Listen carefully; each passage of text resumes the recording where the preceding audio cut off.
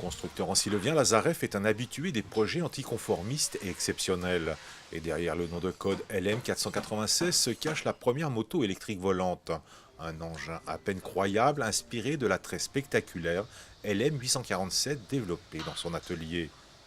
Après plus d'un an de recherche et de développement et certaines déconvenues, un prototype contraint pour des raisons de sécurité s'est élevé dans les airs, démontrant ainsi le bien fondé des choix techniques retenus et certaines technologies innovantes réalisées en collaboration avec NTN et SNR.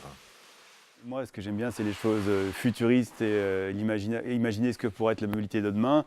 De plus en plus, il y a des drones qui fleurissent de tous les côtés. On parle de machines volantes de plus en plus. Et je voulais être au début de l'histoire en créant une machine qui n'existe pas. Donc c'est ce qu'on a fait parce que la moto se transforme. Oui, c'est un projet très ambitieux et très coûteux. C'est de la recherche et développement d'une machine incroyable. L'aventure, elle est énorme et tous passionnés ont s'y jeté à corps perdu pour arriver déjà à ce qu'on a aujourd'hui. Et là, le chemin est encore long, on y travaille.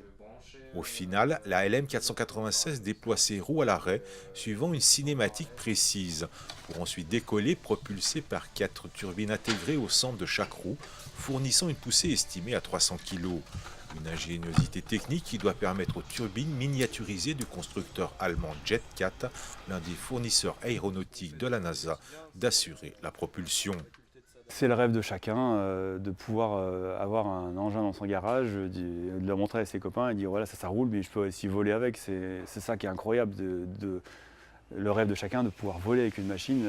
Et on est au début mais en tout cas on touche du doigt parce que la machine décolle déjà et ça fonctionne. Mais de là dire on tourne la clé et on va faire un petit vol et on revient, on y touche du doigt, on y arrive bientôt. Et ça c'est le truc incroyable. À ce jour, la LM496 reste un prototype en cours de développement.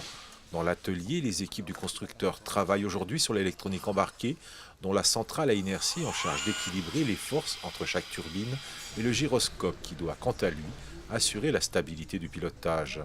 Des étapes techniques que Lazarev doit franchir avant toute homologation routière et aérienne.